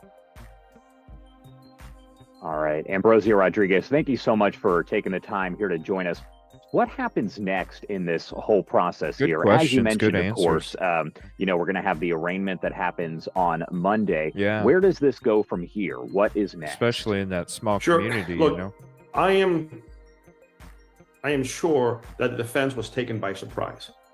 I would imagine that before they found out that there was a grand jury indictment, their plan was they were in the middle going through discovery, working on the defense, and thinking about filing a motion to continue the preliminary hearing that was scheduled. Yeah. I mean, hell, you seen the shit that they were, the third supplemental request that we read through the other day. They were asking for, which they should, you know, with everything they were asking for, I would too. But they were asking for some shit, man. And it was like, holy shit, they ain't playing when you look at her background and such. But then the prosecution came out with a swift move of their own. And so now they have to kind of take a step back, think about their strategy, and think about how long it's going to take them to get ready for trial. Because although the DA can kind of speed things up by going to the grand jury, he still has certain constitutional rights. And defense attorneys are given latitude in preparing in a murder case, and especially in a high-profile murder case when we're talking about four victims. So I expect the judge to give them time to prepare, and constitutionally, they have the right to do so. And one more question here. I know people were, I hate to say looking forward to this, but they wanted to see what happened during the preliminary hearing because there was likely to be a lot of testimony and new details that were released. But now that is not going to happen because that preliminary hearing isn't going to happen here. Is it possible we don't get that information specifically that would have come out until, let's say, the trial happens? Well, yes and no, because the testimony from the grand jury was transcribed. So and everyone who testified at the grand jury testified under oath. And so if that becomes available to the public, if it's released to the public, then the information will come through that. But we won't have, TV cameras in a preliminary hearing courtroom and allow the general public to view the witnesses for themselves and judge their credibility individually. It'll be rather dry through transcripts. All right, Ambrosio Rodriguez, thank you again for taking the time here to join. Man, that was an interesting freaking interview. That's from 8 hours ago. Great answers. I love the staircase in the background too. That's pretty fucking cool. But yeah, if you want the link for that, there's the link in chat for you. The next video I'm going to check out is from Real Harsh. And he's going to be discussing about the sister. I made a highlight video earlier about when we were going through Twitter on my show this morning. We were going through Twitter a little bit, and we came across this part that Sweetie Pilo had recorded from the Dateline. You are able to see like the first few minutes of the show, but they didn't shut me down. So that was cool. This is Real Harsh.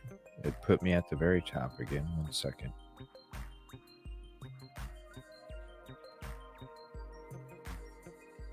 So, how is everyone? I hope you're all well. So this was going to be my day off. And look, technically it is. I haven't got my tube uniform. I feel you, man. Anything. I'm coming at you a bit raw. But look, just a very quick one. And before I know what people are going to say,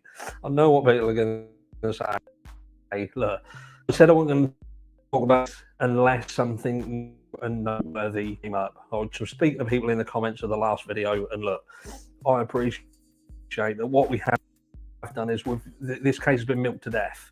The teats of Brian Kohberger and this case have well and truly run dry for a while. We've spoken about it, we've done it all to death, and people know what our thoughts are. But if there's new stuff come out, and what with the trial heading up this way, I don't want people to think I've turned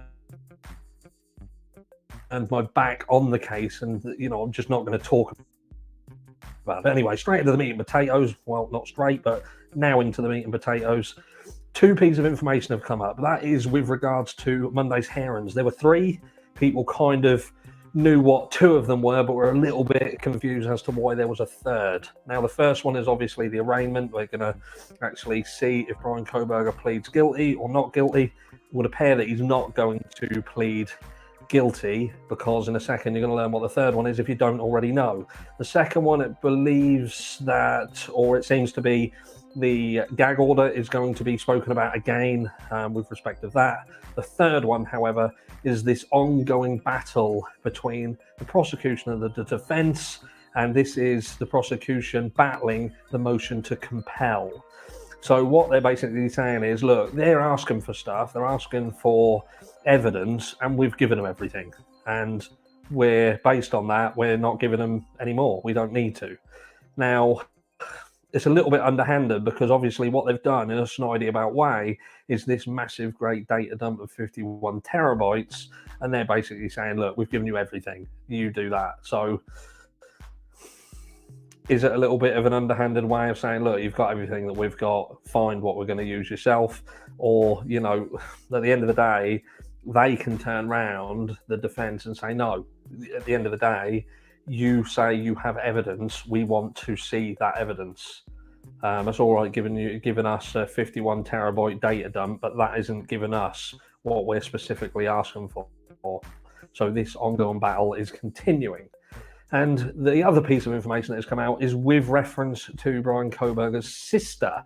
Now, I'm unsure at this time which sister it is in particular, but it would appear that what they're saying, or people are trying to say, we've got a video done over on Evil Exists. I do love that channel. There's a link to their video in the description of this over.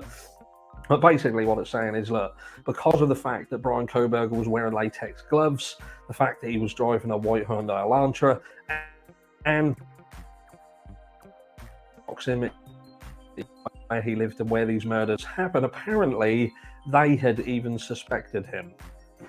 Now that throws a little bit of a spanner in the works, because if Brian Kohberger had all these little quirks, and I would almost feel that they would be able to come out and say these things have nothing to do with our brother, and the fact that we know him and we know why he does these things, and he's been doing this for a long time, that would have gone a lot further. So it would appear at the moment, if there's any truth to it, that Brian Kohberger's sister has well and truly just thrown that motherfucker under the bus. So that's me. I'm making it a short one.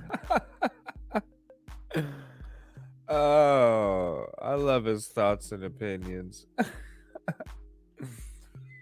Oh, that's funny as shit. I'm gonna switch to Twitter real quick, and then maybe go another half hour. I think I'm gonna shoot some pool tonight after I'm done talking Kohberger and such. This is Sweetie Pilo again. I'm going to go ahead and share her link. This is in Twitter. Yeah, that's crazy too. Let's see. Let me get rid of this. So this is Sweetie Pilo. This is her Twitter. She is a YouTube streamer as well. She's got great streams. So Brian befriended a female from his graduate criminology class, and one day she came home to her apartment to things in her kitchen and bath rearranged. She told Kohberger what happened, and he installed cameras and could perhaps watch her. Idaho 4. So whenever this episode is available on YouTube and we're all good to watch it, I'm waiting to watch this episode until I can watch it with you all. So even if you've already watched it before, you'll get the fresh live reaction from me.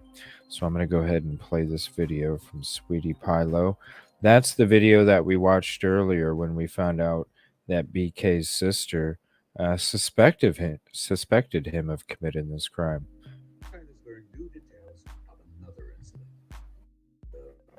Oh, hold on. I'm gonna have to mute my music because the audio is really low on this.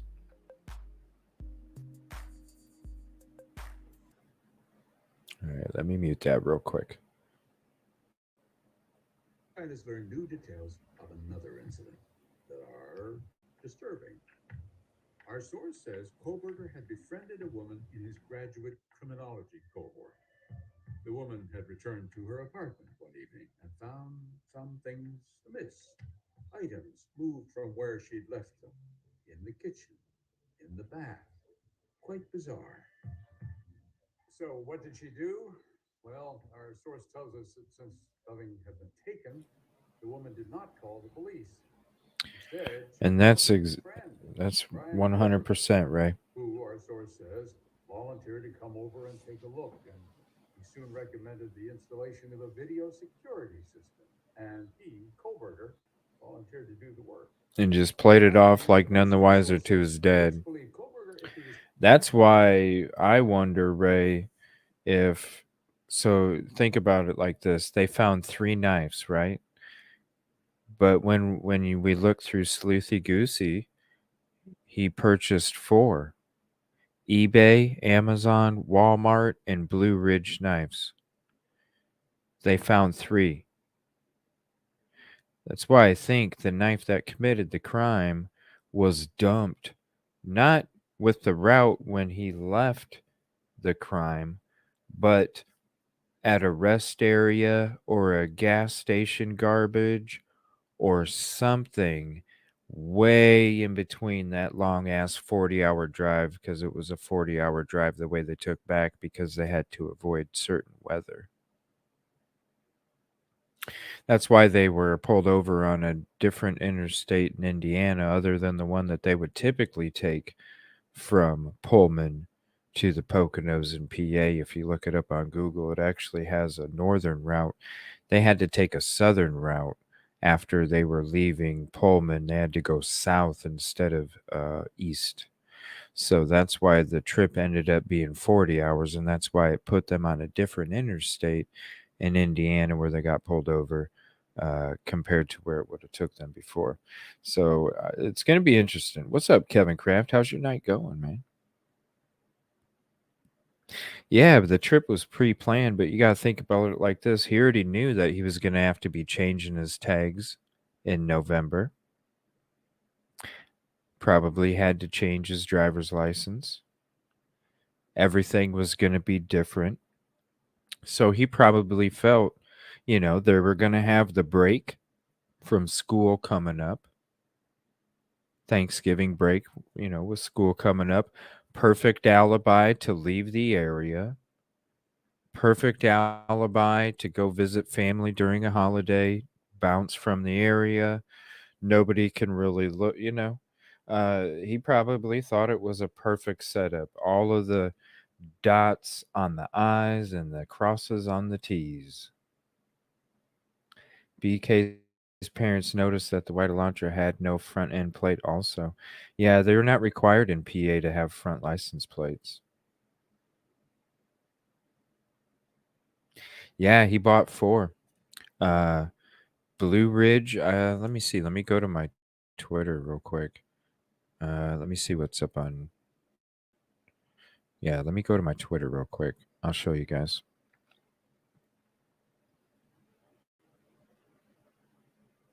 Here, let me go back to my music here.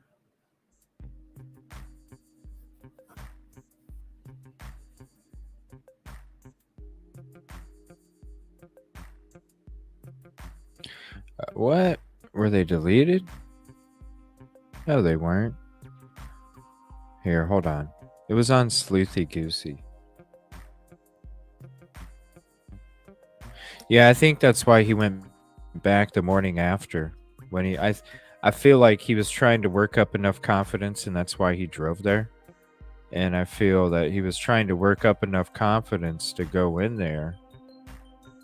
And once he got there, he realized that there was just too much activity going on. And That's why he drove by, but he didn't actually get out. I don't see it. She must have deleted it.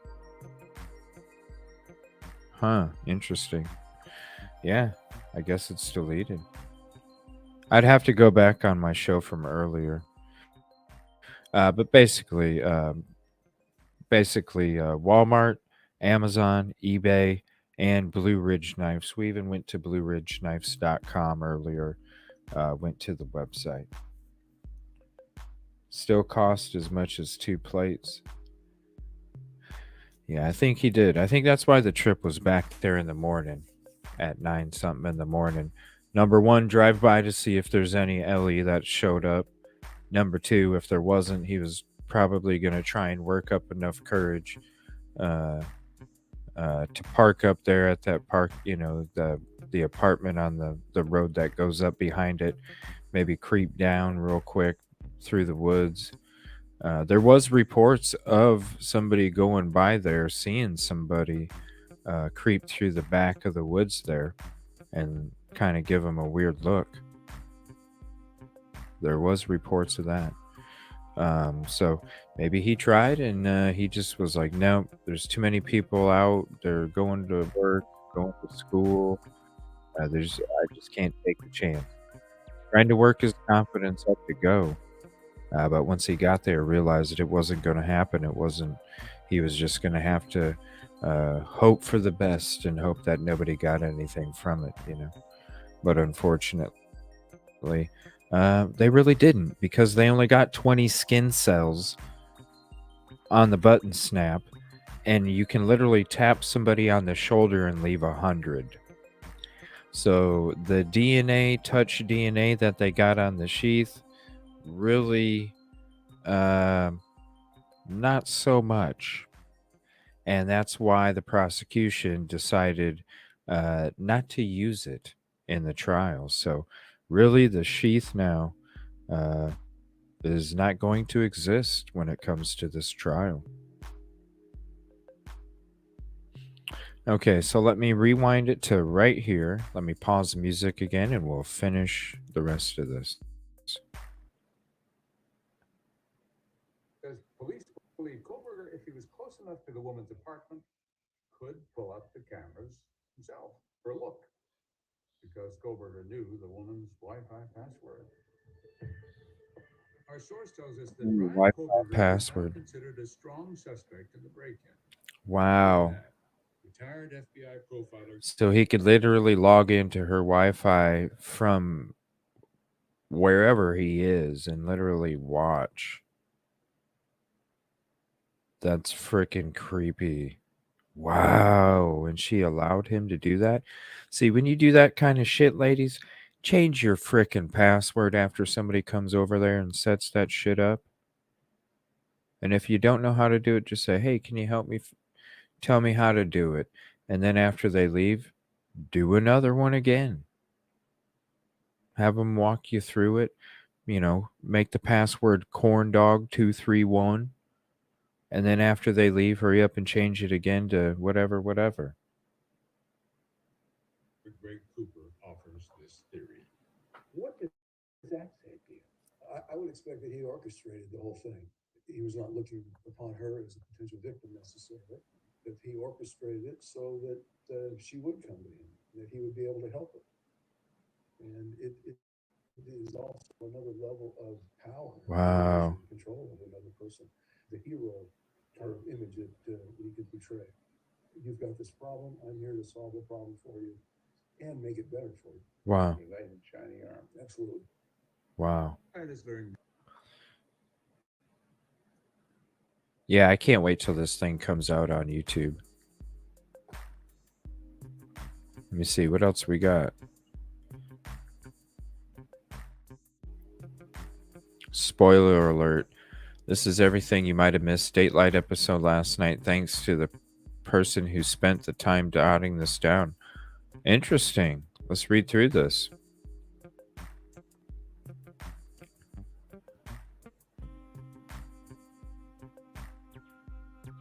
Investigators confirm Brian Kohberger was Papa Roger. For all those who claim this was nonsense, I believe you should apologize. So he was Whoops. That's freaking crazy.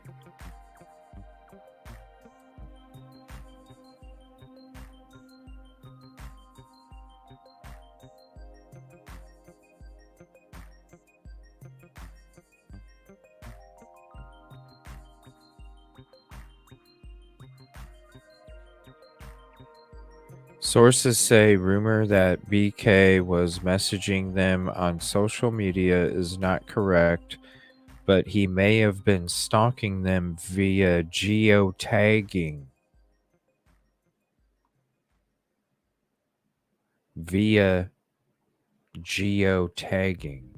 Spring of 2022, BK interviewed online for internship for Pullman PD. After not getting the internship, BK was hired as a TA, teacher's assistant, at WSU. July 2022, BK moved to Pullman. A month prior, he purchased the K-bar and sheath from Amazon. Experts say he thinks BK casted a part with an individual who fits the fantasy, a prototype. Just like I said, a transformer of all different SKs. Friend of Kaylee's thinks BK may have came across the victims at Mad Greek. An expert thinks it could be via social media. BK got a seatbelt violation ticket a mile and a half away from the house on the night that his phone first pinged in Moscow, of the 12 times his phone pinged in the area of the house. Well, a mile and a half is not that far because it's such a small area. They mention an incident from March 2022 where Ellie was called to a sorority house nearby the King Road residence because a girl's suitcase was taken from her car and put into the middle of the road, and she found items from her front seat in her suitcase and found her underwear in her cup holder. Stars. There is absolutely no proof of significance to BK, but they say that because in March, BK had already decided to move to Washington and was doing schooling online, they can't rule it out that he could have been in the area because they don't know where he was. I heard he was there in the springtime.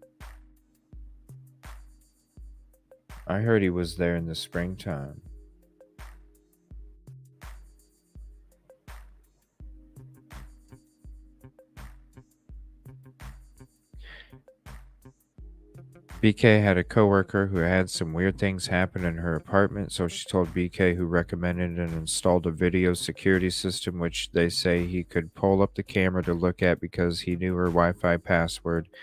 And experts think BK could have orchestrated the whole thing, and it may have been a stepping stone leading up to the worst crime.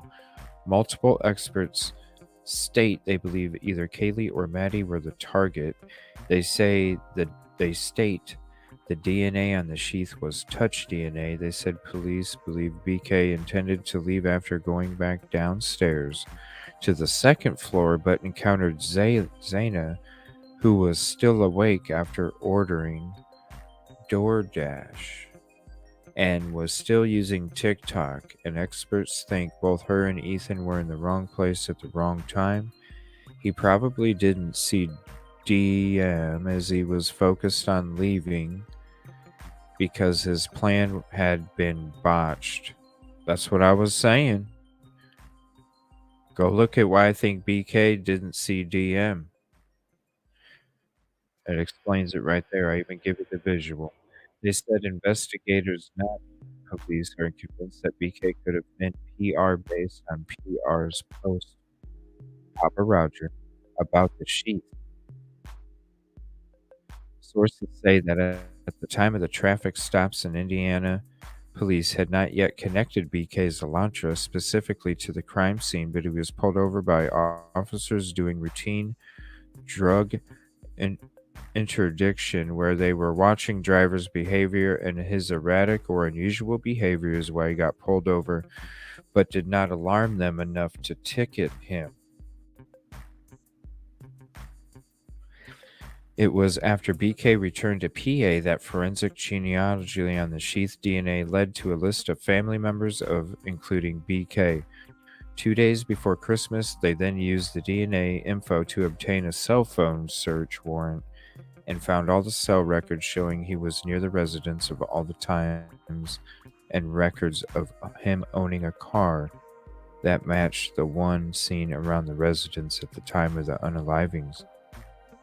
Investigators found out that BK's sister noticed him wearing latex gloves and pointed out that he lived near the crime scene and drove the same car they were looking for, and pointed out that the family should consider that BK might have unalived the 4 students in Moscow, and went outside to check his car, but by that point, BK had already been seen by Ellie cleaning his car with bleach. Ellie found 2 IDs inside the parents' house, ID cards in a glove in a box that belonged to 2 women, but not to the victims. Wow. Oh my gosh, you know what?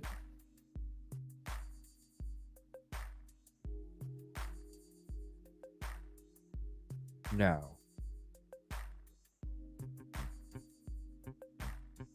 Man, would that be from prior? Would that be from prior? Prior freaking crimes? See, we thought this whole time that the ID cards they belonged to, well, one ID at the beginning. One ID belonged to one of the victims. Now it says ID cards in a glove in a box that belonged to 2 women, but not to the victims. He was trying to stash evidence at his parents' house on the trip there to have an alibi for visiting his parents for Thanksgiving, and he was stashing evidence. Then he was going to go back to Pullman because his parents aren't going to go through his shoebox. So he would have stashed the evidence, drove back, and had none of the evidence with him in Pullman, so that way if investigators do come a knocking on his door after he's back, he's like, look, yeah, you can search the place. Yeah, go ahead. Meanwhile, he's keeping his mementos, the future objects he wants to hold in his hand and fantasize about in the future. He leaves them back at home in a shoebox where he knows mommy and daddy ain't going to go through the shoebox in a closet because it's their son. It's personal. Why would they go through it, right? It's a win. BK's thinking it's a win-win. I don't have it on me and I get to keep it for the future. Wow.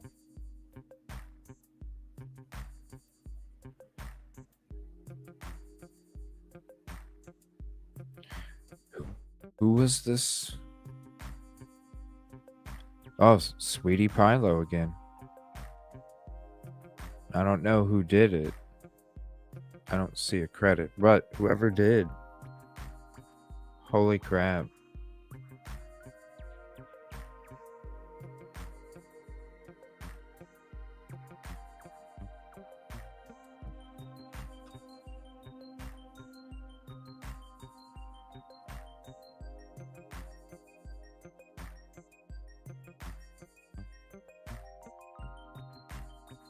Some wild shit right there.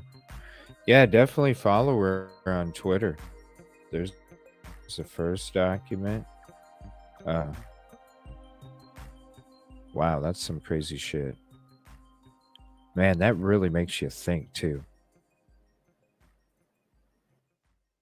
So thanks to Sweetie Pilo and whoever, like she said, whoever took the time to jot that down. That's true, CJK.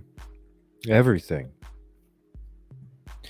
And you know what? While we're sitting here hanging out, let me go through my links real quick because I know I read that Papa Rogers stuff. And I swear I had the link in all my links, but it's probably a different name. So let me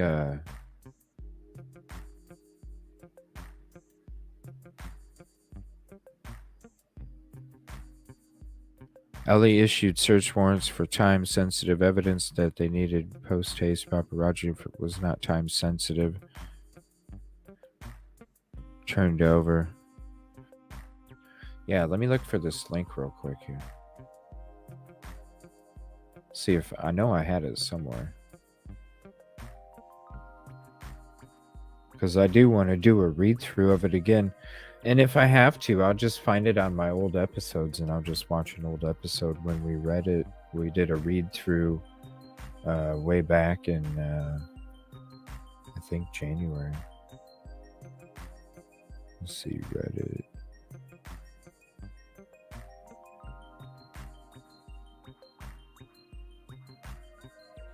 Let me see. That's Garrett Kurtz.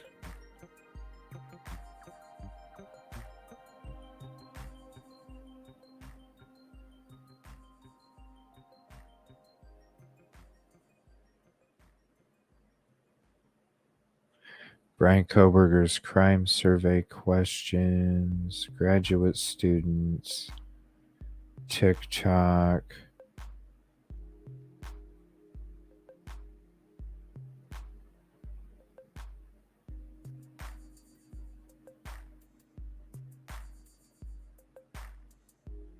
Let me see what this is. No, that's his that's his phone message board where he's talking about the visual snow and stuff. I might have to go to my old episode because I don't know if I. Third request for discovery. Let me look at this one. What's this one? I know you guys aren't seeing them.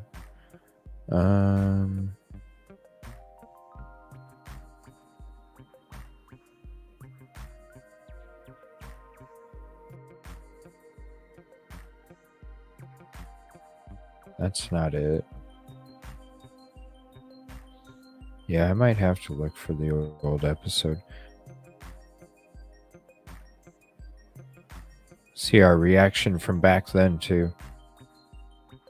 Let me see. Suggestions. Search warrant. Subpoena.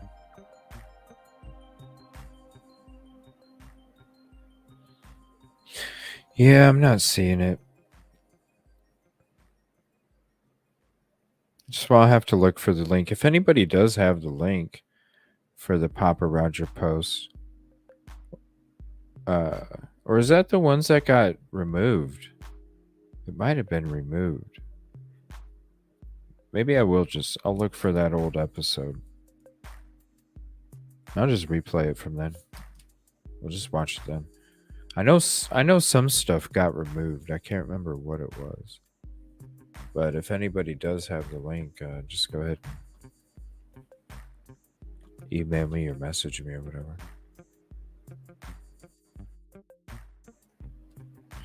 All right, so I'm going to go ahead and see if there's anything breaking coming out. And I'm going to go ahead and in the evening.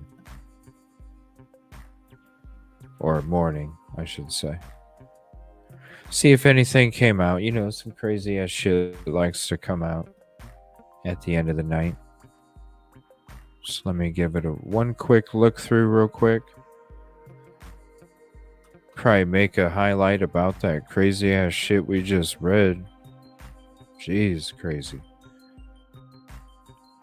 And then I'll be back tomorrow. I'm going to do a Flora episode in the late morning. I'll be on with a Flora episode. And then I'll be doing my show tomorrow night. Not sure what we're talking about yet, but I'll put out a notification. It'll probably be a two topic night again. when it comes to Idaho 4 and Henryetta. There's just so much to cover on both of those cases. So it'll probably be that, but I'll put out a notification for sure after I do my first show on Flora earlier in the day. So I'll be on there in the morning sometime. I'll put out a notification a couple hours ahead of time, and then I'll be on there to hang out.